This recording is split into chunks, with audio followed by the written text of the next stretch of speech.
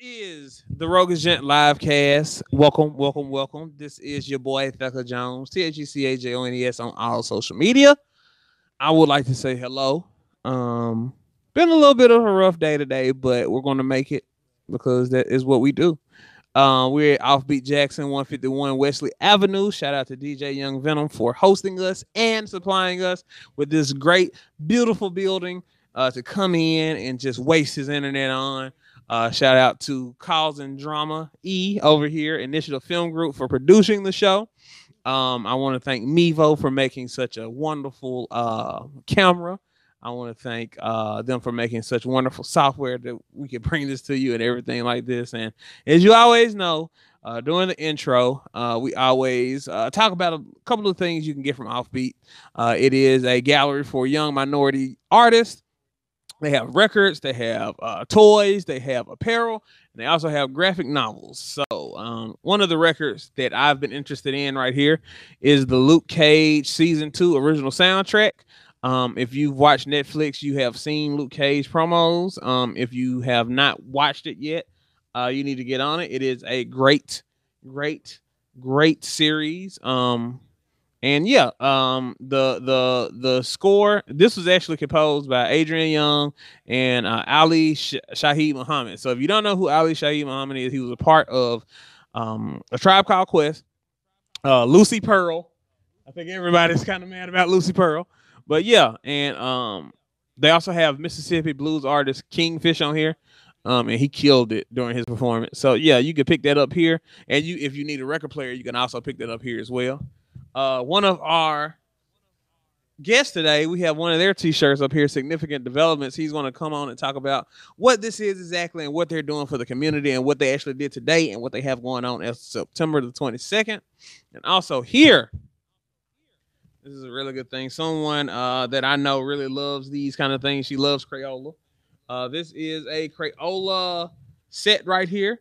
Crayola and Kid Robot. If you don't know Kid Robot, you got to get hip, man. You got to get cool out here and everything like that. But yeah, this is what is this? Just like a figure? This is a Crayola figure. You can put it up in your office. You can put it up in your bedroom. You can put it up just in your creative space, anything like that. Yeah, if you like that. Can you actually use these? Okay, you can't use them. Okay, but they look really cool. That's what's up. Okay, cool. So we got that there. All right. So what we're going to do, as you can see from the title of the show, we're going to be talking about the 16 inmates that died recently in MDOC custody. That's Mississippi Department of Corrections. We have a reporter from Mississippi Today. Shout out to Mississippi Today, Michelle Lou. She came in. I'm just trying to make sure I get everything correct. But yeah, she came in. Well, she's coming in. She's going to talk about a couple of things that's going on there, and she's also going to talk about her story of a inmate who actually died 4 days before her release. We've been kind of talking about social justice and prison reform lately, because as you know, it's a nationwide prisoner inmate strike right now, and yeah, it's very important about, and I really care about prison reform, so that's what my show is going to be about. And after her, we're going to talk to Daniel Johnson about significant developments and everything he has going on, and we're going to have a good show. Don't forget, you can leave comments in the comment area. If you got any questions, you can ask us through the interview and everything like that. Make sure you subscribe, make sure you like. We're going to take a really quick break, and we're going to be right back. Thanks for watching the Roguish Gent. A lot of things have changed. Time has passed. People have grown. I've lost, then won, and lost again.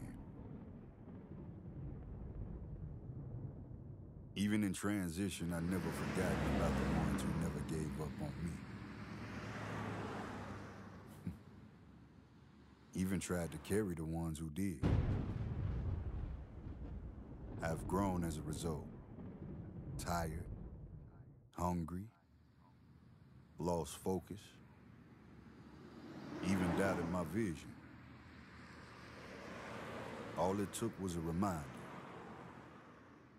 And now we here. Still black. Available now.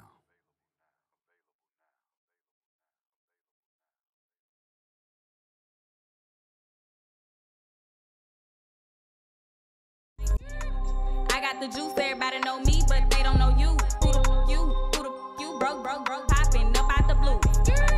I got the juice, everybody know me, but they don't know you. Who the fuck you? Who the fuck you? Don't come for me if I ain't sent for you, Room service, where you at? I guess she think it's sweet. Talking on Twitter, now I ain't with the social beat. Dislike me all you want, but you don't wanna be no win. I'm the man responsible for the goal.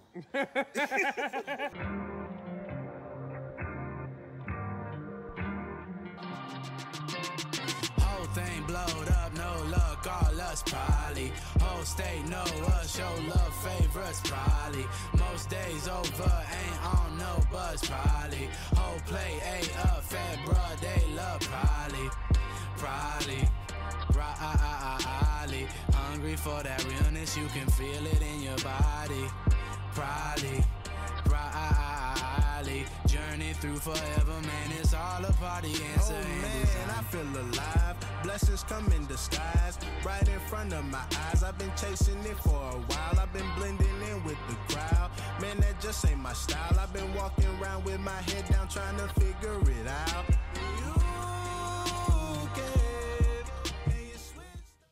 Hey, and welcome back to the Roguish Gent live cast. It is your boy, Thaka Jones, CHGCAJONES on all social media. Make sure you follow me, make sure you like, make sure you subscribe, do all of that there. I really appreciate y'all for watching and rocking with us. We're up to like 28 episodes. 28 episodes, man, that's so cool. When I get to 50 episodes, we're going to do fried chicken Monday. We're going to do a fried chicken mukbang. And I'm going to eat 20 pieces of 20. I can eat 20 wings. Popeye's wing. I'm going to eat 20 wings right here. And we're going to have like 5 different. Yeah, you can come, Vessel. You can come. And we're going to just eat them all. And it's going to be great. But yeah, so we have a very special guest in the building today. As we always do, we let them introduce themselves. You can say anything. You can make it as short as you want. You can make it as sweet as you want. You can make it as long as you want. You can do like all the like AKA, all that stuff you find on podcasts and live casts and anything like that. But just go ahead. Well, I literally didn't know what a live cast was until I got here. Oh, well, she has been introduced to a live cast in the past 30 minutes. So this is what it is. I didn't even know there was video involved. Yeah, so this is the thing about this. Don't let this be your perception of it. We're at a high level. See, we do high level live casting here. Okay. So yeah, no cell phones or nothing. So Okay. all right. So go ahead. Hey, my name is Michelle Liu. I'm a reporter with Mississippi Today. I'm talking into the mic, and that's about it. Okay. So how long have you been at Mississippi Today? Like 3 months. 3 months. Oh, okay. So It's you also about as long as I've been in Mississippi. okay? Cool. What was the first thing you thought about when you like came to Mississippi?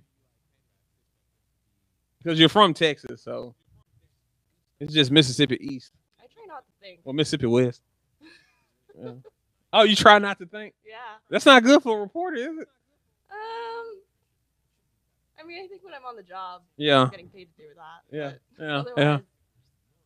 turn it off. Okay, cool. I don't blame you. I never think. So what we're going to do, we're going to talk with Michelle today.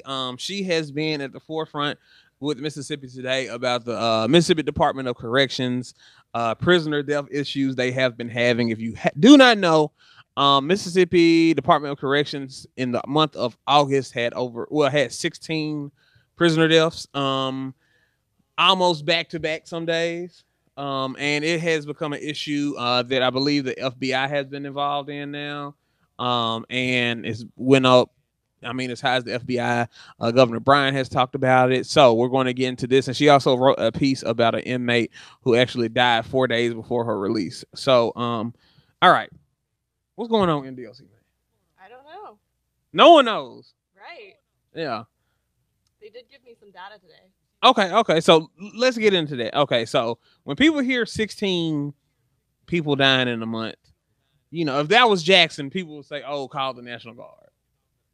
Honestly, in my opinion, I would say in my opinion. So how many people are incarcerated in MDOC location? So they have like a daily inmate population count up on their website, but they haven't updated it since June. So there's somewhere between 19,000 to 20,000 people in MDOC custody right now. So 19,000 to 20,000 people in MDOC custody right now. Okay. And if you're going by percentages and everything like that, so that's 16 people that died. Oh, okay. So, that's kind of high. Yeah, that's kind of high. Okay, so, what has been from your viewpoint of being a reporter and being a little bit closer and having a little bit more information than the general public? What has been your not necessarily opinion on it, but what's some of the facts that you've gathered? Yeah, I mean, when you say it's kind of high, it is kind of high because the Department of Corrections has released a handful of statements, well, less than a handful, I mean like 2 or 3, over the course of August since this started picking up traction. And one line that has always stuck out with me is the fact that they say that these like number of deaths they are reporting are not out of line with the number of deaths they reported in previous months. But the fact is they don't report deaths regularly, so we wouldn't know. Oh, okay. And, well, unless you ask for them through a public records request to get that information. Like I did. So we could break some news on Livecast today if we wanted to. Okay, yeah. Oh, we can break some news today? Yeah, we can. Okay, because, my editor said it was fine. You know one thing I love? I love breaking news. Choo-choo, choo-choo. Last time Choo-choo. news on Livecast. Last week when well we break, so I do choo choo choo. It's just like when you breaking news on the news. Yeah, so breaking news. Choo choo choo choo. What is this news we're about to break? This is They're just numbers. They're not that exciting. They're very exciting because we have them first. Yeah. Well, I have them first, but now you have them first. So I beat out everyone else. Yes. Breaking news. Choo choo choo choo. Okay, let's get it. Let's get it, Miss Lou. Okay, so but 16 is, what's the best way to put this? So we had data from 2012 to 2017, which was like a list of everyone who had died in custody in those 6 years. And we knew that no more than 11 people had died in any given month, and that month might have just been because of riots, which would have also made it an outlier. I don't know because I haven't fact-checked that because I've been busy. But, okay. But the average number of people who would die in a month based on that data was like 4.5 people a month. Okay, we're talking about people like their statistics, but like we'll get to the people part. So like 16 in of itself compared to 2012 through 2017 was pretty notable, I would say. My statistics are a little rusty right now. Okay, I should have brought in our data reporter. Okay. But MDOC finally gave me a complete list of everyone who died in their custody in 2018.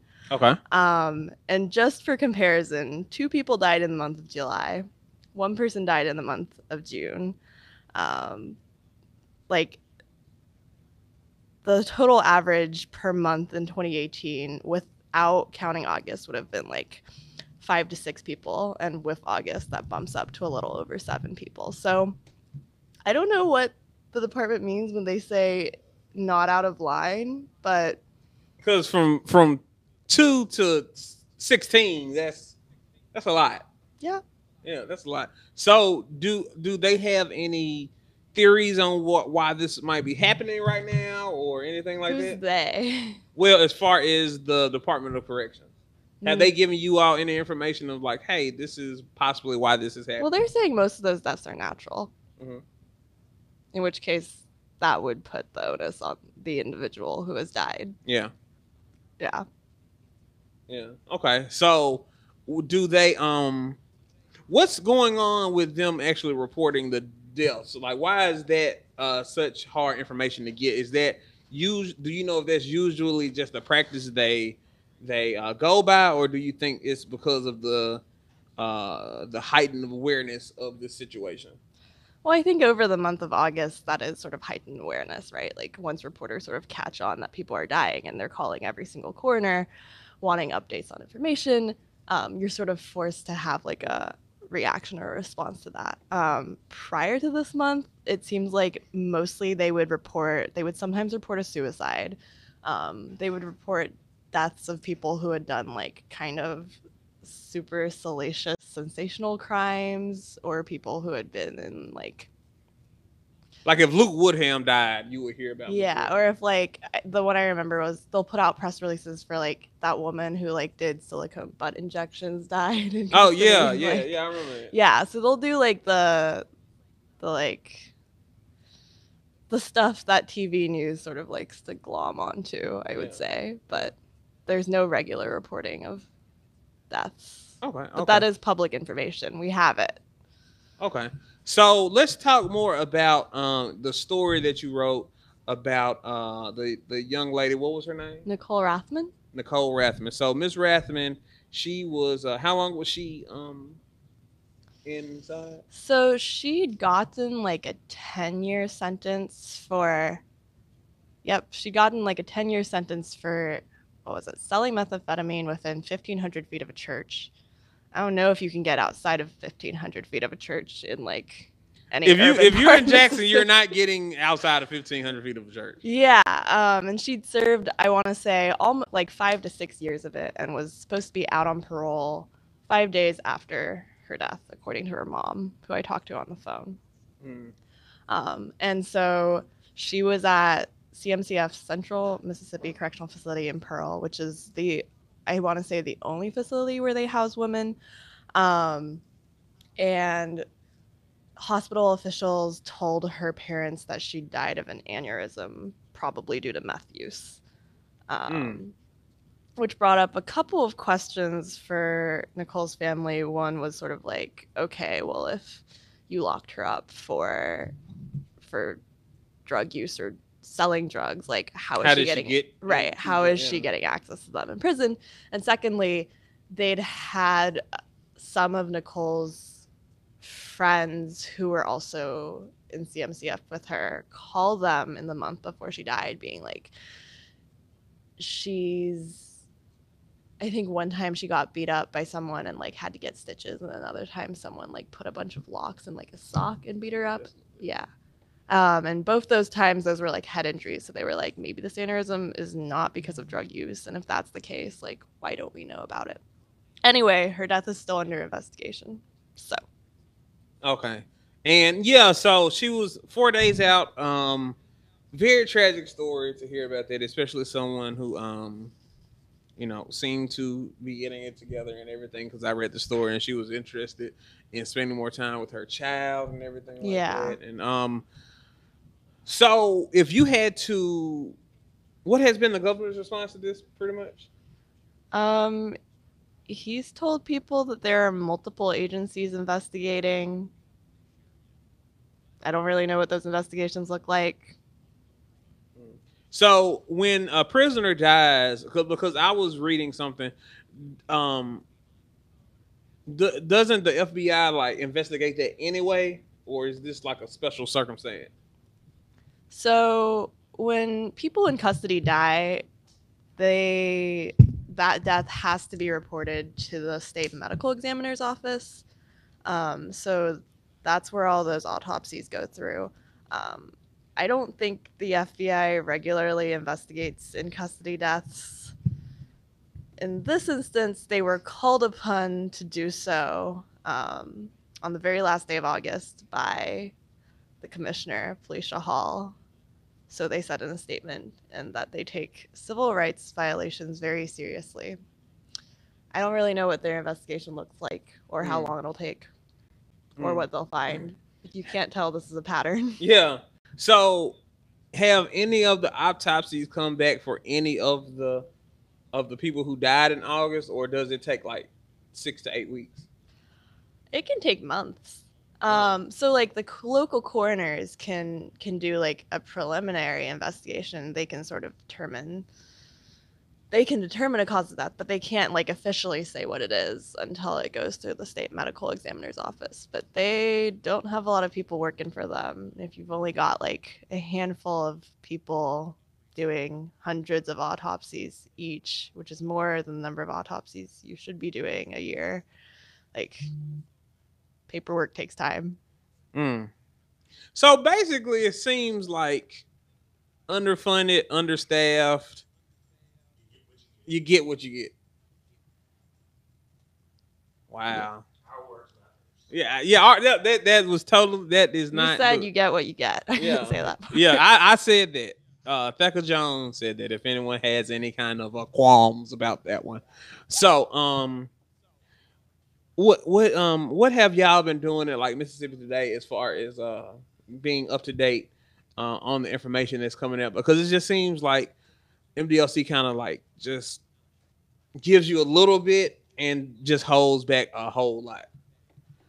I mean, we do what we can with like public records requests for starters. Those are starting to trickle in, as we just talked about earlier just now. Sorry, I don't know like how time moves anymore. Yeah. Time is a concept. I've put out some feelers. I have a lot of prisoners' families talking to me, people who are formerly incarcerated,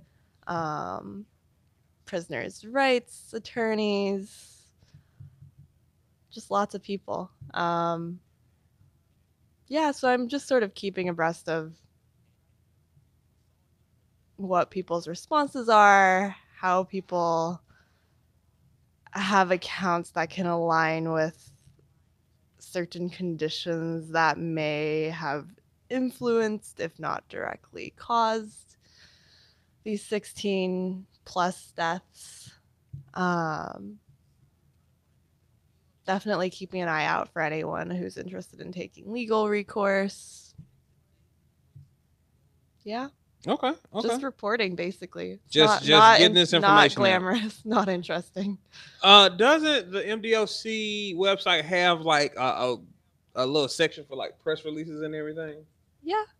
They don't always send them in my inbox, but they do sometimes put them on the website. And if you don't know how press releases work, basically, you send it out to a lot of different reporters and a lot of organizations, a lot of blind carbon copies, everything like that. Or not so blind. Or not so blind, you might just carbon copy it if you just want to do that, if it's 2004 and you've never used email services before.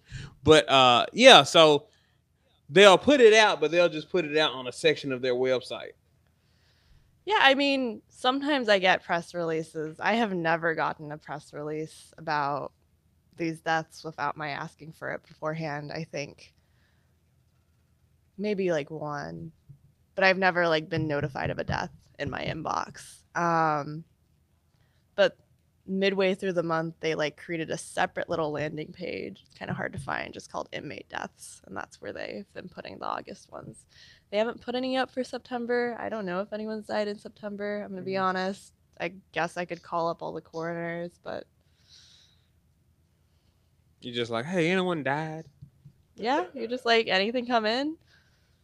Wow. And there's a coroner for each county. Yeah. So 82 coroners. Okay. Wow. Okay. So let me ask you this. And this is because I don't want to get sued. I don't want to get sued. Yeah. How do you feel about not how do you feel? Okay. Not how do you feel. I learned that. Okay. Don't say how do you feel, because you might get threatened with a lawsuit. Don't say that. When did this happen? It's a long story. It's a thing called libel. And I'm like, I don't think that's libel, but All right, let me ask you this. Do you think it's just incompetence on the part of MDOC about them not releasing this information enough, or because it's just strange that you have so many people you have so many programs that's underfunded, you have so many like overworked staff and everything. Like it becomes an incompetence thing in a way.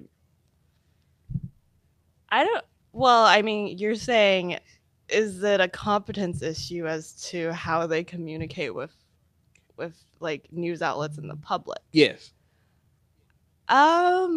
No, I would say they're actually like incredibly competent at like what information they want and don't want to put out there, right? Like they hire well-respected former journalists to run their communications department. Like I did not know that. Okay, cool. So are you working on anything else, Michelle? Am I? Yeah, lots of things on the back burner, but Okay. they're now on the back burner. Oh, because this is kind of overtaking everything. You could say that. Yeah. Yeah. You kind of just doing this all day at work. Sometimes, like today, I spent a lot of it sitting around waiting for my records. I tweeted about it. Yeah. It's like I was being gaslit or something. Oh man. and we got it here first. You released it on a YouTube live cast. It's a new medium for me. Got to do a lot of firsts. Yeah, man, we're trying to get it up and running. And yeah. So, all right. So, Michelle, I want to thank you for coming out and talking about everything. Thanks for having me. No problem at all. No problem at all. All right. So, what we're going to do up next, we're going to take a quick break. Up next, we're going to have Daniel Johnson. He's going to come on and talk about significant developments and the event they're having September 22nd. Please stay tuned. Roguish Gent.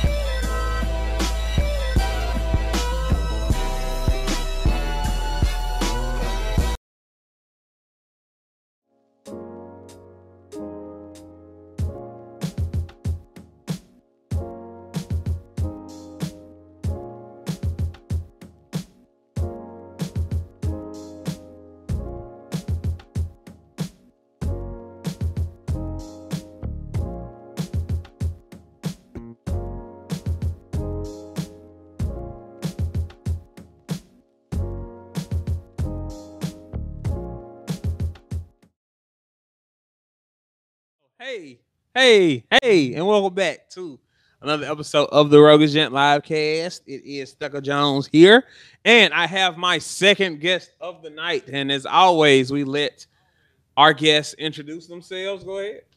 I'm Daniel Johnson. I'm a human on high alert, Okay. and here I am. Okay, that's what's up. That's what's up. So Daniel, I know Daniel from Turn Up Studios. He was here right beside Offbeat. Daniel is one of the kindest people I know. I've had him on the audio podcast before. I got to learn a lot about Daniel, and I want to really thank him for coming out. Hey, man, this is feeling more live. Yeah, that's what's up. For real. Pound it right there. Yeah, that's what's up. That was up. All right. So, Daniel, significant developments. What is significant developments? So, Significant Developments is an advancement strategies firm. It's a vehicle to work with clients to create circumstances for staff, an organization, stakeholders to have greater confidence, greater agency, and ultimately to tell a better story, not just through media branding, but through the everyday activities of moving that organization forward. Okay, cool. So what are some of the services you provide at Significant Development? We work individually through a service called Creative Ally, where we recognize that everybody is a creative human being. Like we all are reading the world and kind of projecting communication through our actions, objects around us.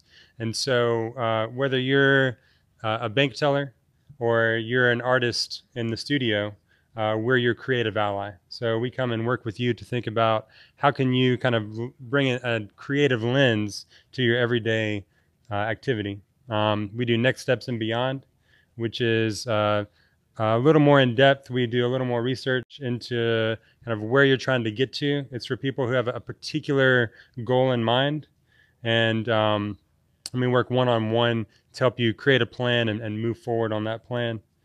And then from there, it gets much larger. We do team retreats. We do large-scale community collaborations that are really about kind of bringing voices to the table to kind of create greater affinity with an idea or an organization through collaborative interaction.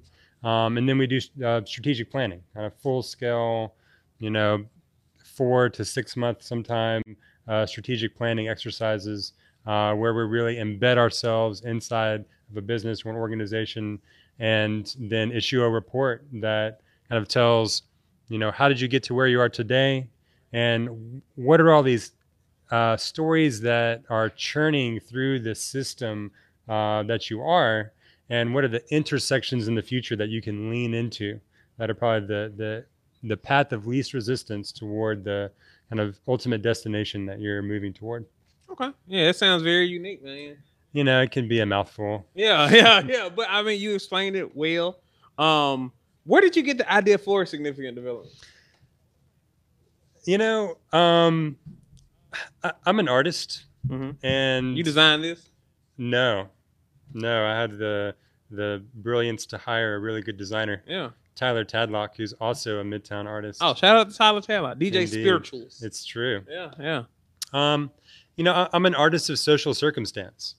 For a long time, I worked in physical mediums. I was also a musician. I was also a debater, which I consider an art. And I kind of over time started to find myself using objects to really create frameworks for activity. And as an artist, becoming someone who was trying to guide social circumstances to allow audiences to create the content that spoke about who they were as individuals, but also who they were as a group of people. Okay. And so, it's hard to explain to people what that is and how you can work with them to do those types of projects. And I came to a place where I said, really what I'm doing is strategic planning. So I'm going to open a strategic planning firm to create these artworks in collaboration with clients. Because it's like the one you had that was at the Flamingo, where you had the board. Well, it wasn't a board; it was a sheet, and you had the different blocks on the sheet, and you could pick one, and it was an algorithm where you wrote something down, you turned it in, and you could see the correlation between the two, or it was something like that. Did I explain it correctly? I mean, I challenge everyone at home to now draw a flow chart of what they think happened as a result of what you just said. Yeah, because they're gonna be like, man, I guess. But yeah. So at the Flamingo, about a year ago, we hosted a project called the Speculative Futures Exchange, where we were inviting people in Jackson to suggest things that were like must do things in Jackson. And it could be an experience you need to have, a place you need to go, something you need to eat, something you need to read. And we fed those into our speculative futures projection. And they went onto a big screen, and they were kind of randomly associated. And we actually issued a report. You should take a look at. I'm going to take a look at that's it suggests associations between these different experiences you can have in Jackson, and would be like weekend plans, like suggestions that you could have. So like you should have gas station barbecue on the way to Offbeat, and then when you're done, you should go watch the sunset in West Jackson. That sounds like a plan, because that's literally a straight shot from where I live. I can get my barbecue, I can hit 55. I could come down here, then I could go right around the corner, watch the sunset, and on that hill right there, and I'm in there. It's true. The sun always sets on West Jackson. It does, because it's the best side. It's the west side.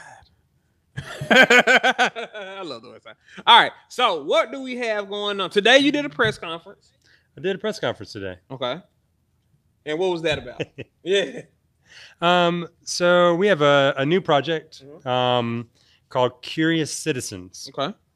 I in January went to the state capitol and was kind of overcome with how intimidating that experience was, how confusing that experience was. Which it shouldn't be. You know, it shouldn't be, but there's like no handrail. Yeah. You know, you show up, you go through security, you have people kind of buzzing around you, lobbyists moving through and representatives, and because it was during session, and I was like, you know, am I supposed to be here? Can I even sit down somewhere? What do I do? And so, you know, I said, you know what, I'm not going to leave this building until I have some epiphany. Okay. How long were you there? I was there 6 hours. Okay. 6 hours.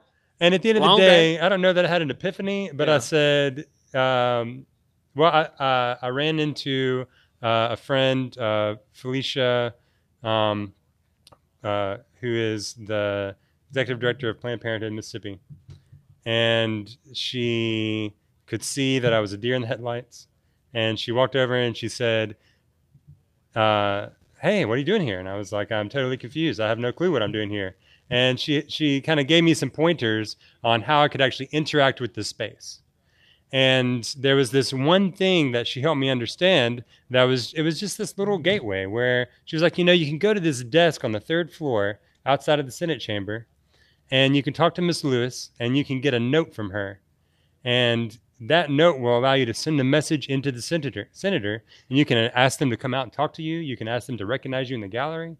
And I was like, wow, you know, and that felt empowering. Just this one little thing I could do. And I said, you know what, I'm gonna do an artwork. I need to do an artwork to figure out like what's my role here and help other people to figure out what's their role here. And so along the way, I developed this idea to create an artwork called Curious Citizens, which is really a framework to help citizens build confidence and agency inside the Capitol through simply advocating curiosity. I'm curious about this. I'm going to go down there. Hey, man, you know, I say a lot and people are curious. Hey, okay, that's cool. That's cool. So press conference went well? The press conference went well. We were there to kind of announce the beginning of the project, to talk about Curious Citizens Town Hall that we're going to be hosting at the Mississippi Civil Rights Museum Auditorium on September 22nd, 1 to 2:30. Okay. And, you know, that's an opportunity for people to come together and really share stories about the Capitol. You know, some people have had experiences there. Some people have questions about the Capitol. So we'll kind of discuss our curiosity and confusion about the Capitol. I got some questions. The Capitol needs some new elevators, man. Those are scary. And they got the dude that's in there. He rides it the whole day. And I'm like, dog, are you scared? He was like, Hey, man. no. I've been doing this. I think they're the only elevator operator left in Mississippi. Wow. Yeah. But yeah, you know, so the town hall, we're gonna have an art historian there, Latanya Autry, who runs or is a co-founder of Museums Are Not Neutral. Okay. Which you should follow on Instagram. I will. And then we'll have some fun audience interactives that we'll do. That's cool. And when is this? The 22nd? September 22nd. It's a Saturday, 1 to 2:30 p.m. It's in the auditorium at the Mississippi Civil Rights Museum. Does it cost anything to come to the event, or is just the entry for the museum? So you can walk through the lobby for free and into the auditorium for free. Okay. So absolutely free. It'll end at 2:30, and you'll still have time if you want to pay. I'd suggest paying entry and going to the museum because it's pretty phenomenal. Yeah, the museum is pretty phenomenal. Yeah. Both of them. Yeah, no doubt. Yeah, they're great. They're great. They're great. Okay, so cool. So, significant. If people wanted to contact you, if they had an idea that they would like you all to help them flesh out or anything like that, how can they get in contact with you all? Daniel at significantdevelopments.us. You can also just visit significantdevelopments.us online, and you can contact me through there. It's all about us. Yeah. And I mean, you're welcome to call me at 601-497-7454 or shoot me a text. I'm happy to sit down and, you know, have coffee for free and kind of talk through what's on your mind. Because ultimately, this is, for us, it's community work. Like it's a way that we're experimenting with how you build capacity in communities. So I'm always happy to sit down with someone who's got a wild idea. It may not be something that fits with kind of a client relationship with us, but we can give you some next steps and some thoughts, and you probably give us some thoughts too. Cool, man. Thanks for coming. Always. I really appreciate it. Me and Daniel, we had a really good conversation about 2 years ago on the podcast about the whole political landscape and everything. And you remember that? I'm still unsure about Kanye. Yeah, I'm still not resolved 2 years later. Yeah, 2 years later, man. I hope he doesn't run. But yeah, okay. So what we're gonna do? We're gonna take our last break for the night. When we come back, we're gonna talk about some events that's going on in the city and just a little personal talk and everything. So, Roguish Gent Livecast.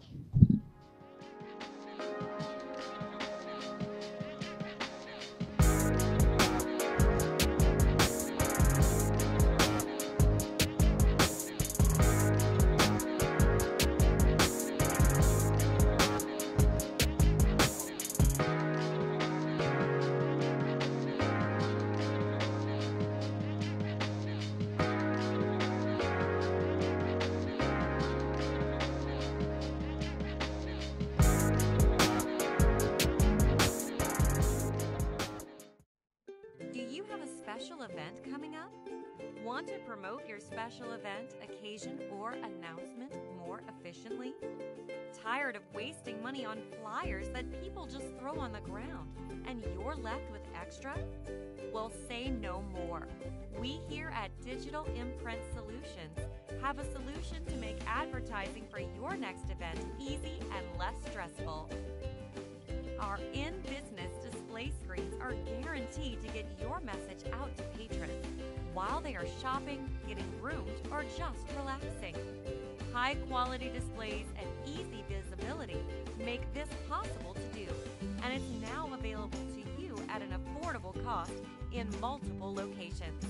The process is easy. Just log on to our website, fill out the form, and update with your payment information. And your special event will be rolled out within a few hours of approval. So try something different. Go digital. Visit our website and begin saving money on promotions today. www.digiimprintsolutions.com.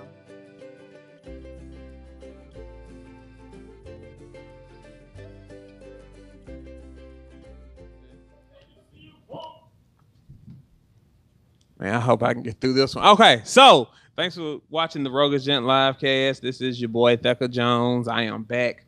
We had Michelle Lou on. We had Michelle. No, I'm finna call Daniel Michelle. We had Daniel Johnson on. But yeah, I just want to take a little bit of time to just talk about just some stuff that's going on through the city and everything.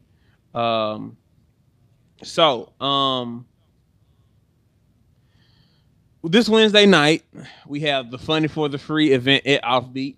It is going to be a free comedy show that you can come out, enjoy. The performers for that night will be Merk B. Williams. Shout out to Merk B. Williams. It's going to be Nardo Blackman, or as he is known on stage, Nardo Blacktastic. He has been touring a lot all throughout the South. He's been up to Michigan. He's been out to Nevada, I think, just everywhere. And Jackson's premier comedian, Rita Brent, she's going to be there, and it's absolutely free, so you can come out to Offbeat, enjoy yourself. Funny for the Free this Wednesday. It's going to be a really great time. I'm going to be here. I'm probably going to be recording something. I missed the last time, but I'm going to be here this time. Also, September the 15th, 8 p.m., Queendom Come. That is Sika's performance at the Flamingo in Jackson, Mississippi on State Street. If you don't know Sika, she's a very talented artist. She recently released her EP called The Meal Plan. She's going to be performing there with Crystal Jim, Young Jules, and Vitamin C. Tickets right now are $10. It starts at 8 p.m. and I don't know how much it's going to be at the door, but you know, it is what it is. But yeah, so we're going to be doing that. And man, this past week has been really kind of tragic, like creatively for me. As everyone knows, like I used to do music and everything like that, but recently one of my artists who I seen grow into just being a good artist into a phenomenal artist, Mac Miller, he recently passed away Friday actually. And just discovering him, listening to his music, listening to his growth, learning all this stuff about him from like 2010 to now, and just seeing him, die at the age of 26, really affected me in a way. And I'm usually not one person to kind of get affected by like celebrity deaths or anything, but it was kind of like, man, I've seen all this art and I've listened to all this art that he's given us, and how just him finding his own lane, him finding himself was such a thing. And a lot of different people were just devastated by that news, and we still are. So rest in peace, Malcolm McCormick. And also today, a friend, Carmen Hendricks, a lot of people in the city know her. She passed away earlier today in Miami. And Carmen was someone that I met when I was working at AT&T. She was my supervisor a couple times there. And if you know me, that was 20. I was 20, 21, and I mean I was a real just a goofy asshole kid. You know what I'm saying? And Carmen was definitely one person who we clicked. She was a very sweet person. We talked, we got to know each other. And I considered her a friend. When I was still performing, she would, talk about performances with me. One time, one of the promoters spelled my name wrong, and she was like, "Oh, you're Casey Combs now?" And I was like, "No, man, dude just can't spell."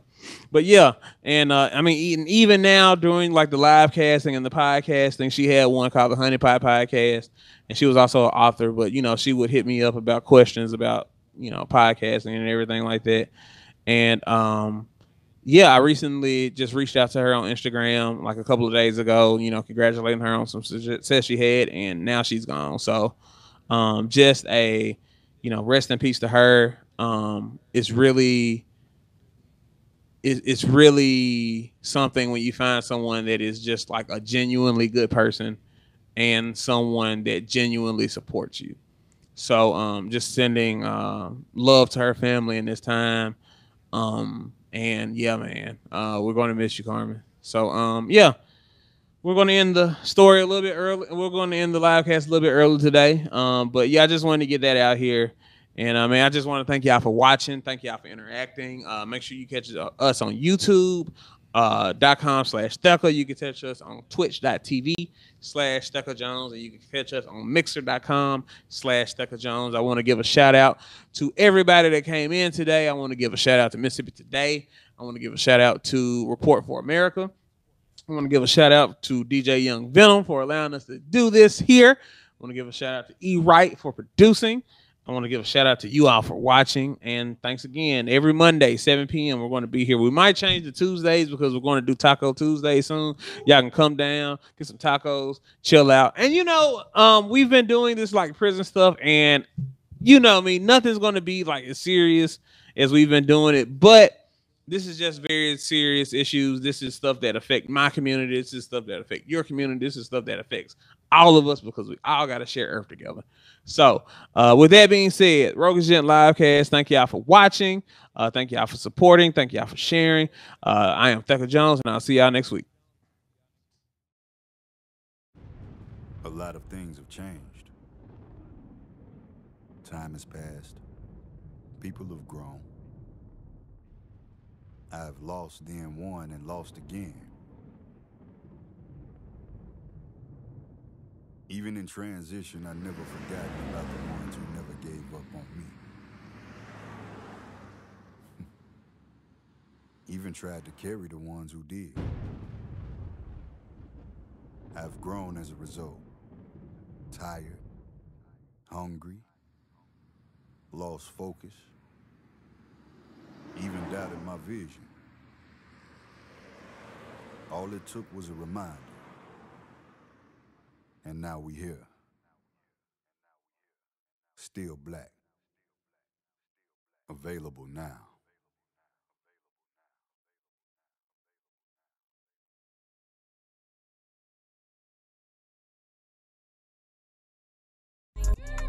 I got the juice, everybody know me, but they don't know you. Who the you broke, popping up out the blue.